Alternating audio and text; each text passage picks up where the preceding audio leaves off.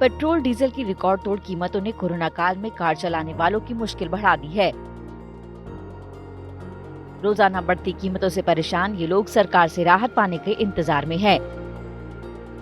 इन्हें उम्मीद है कि कोरोना से बेहाल हुई देश और दुनिया और खुद की अर्थव्यवस्था के बीच पेट्रोल डीजल की महंगाई का चाबुक मंदी के इस घाव को और गहरा कर रहा है।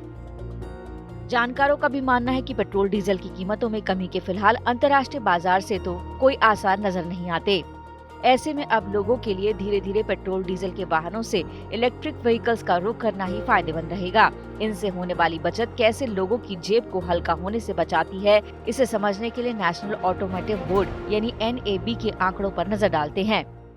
फिलहाल अंतर्राष्ट्रीय बाजारों में ब्रेंट क्रूड यहां पर $65 तक जाता हुआ नजर आ सकता है और ऐसे हालात में भारत में पेट्रोल और डीजल की कीमतें कम होती हुई नजर नहीं आएंगी। फिलहाल सरकार ने जिस तरीके से बजट दिया है और उस बजट के लिए जिस तरीके की पैसे की जरूरत है, उसके लिए सरकार के पास इस समय रेवेन्यू का सोर्स पेट्रोल और डीजल को ही बेचकर है। तो यहाँ पर अभी फिलहाल तो दाम कम होते हुए नजर नहीं आएंगे और आने वाले समय में महंगाई के जरूर यहाँ पर एक इंडिकेशन देखने को मिल सकते हैं।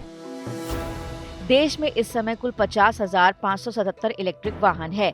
इलेक्ट्रिक व्हीकल्स के इस्तेमाल से रोजाना 43,316 लीटर पेट्रोल और डीजल की बचत हो रही है।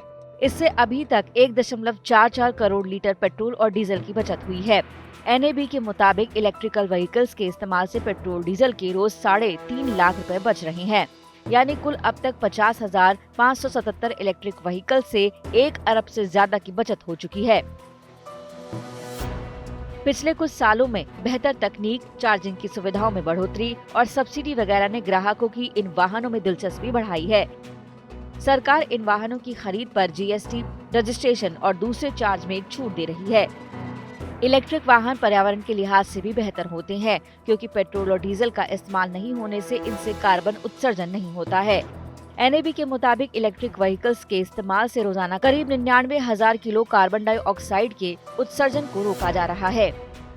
इससे अभी तक 3 करोड़ 28 लाख किलो से ज्यादा कार्बन डाइऑक्साइड एमिशन को कम किया गया है। अभी तक इन वाहनों की बिक्री का सबसे बड़ा ब्रेकर इनकी कीमत रहा है, लेकिन PLI स्कीम के तहत जैसे ही भारत में इनके पार्ट्स का उत्पादन शुरू होगा, इनकी कीमतें भी कम होनी शुरू हो जाएंगी।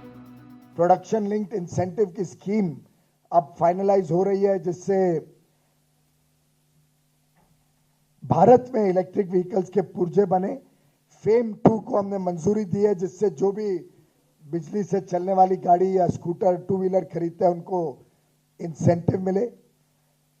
और राज्य सरकारें, केंद्र सरकार सब मिलके अगर गति दें इस प्रोजेक्ट को, तो मैं समझता हूं 2030 तक नई गाड़ियां जो बिकेंगी, पुरानी तो जो चलेंगी वो तो चलेंगी, पर जो नई गाड़ियां बिकेंगी वो लगभग पूरी तरीके से इलेक्ट्रिक व्हीकल्स के रूप में जाएंगी।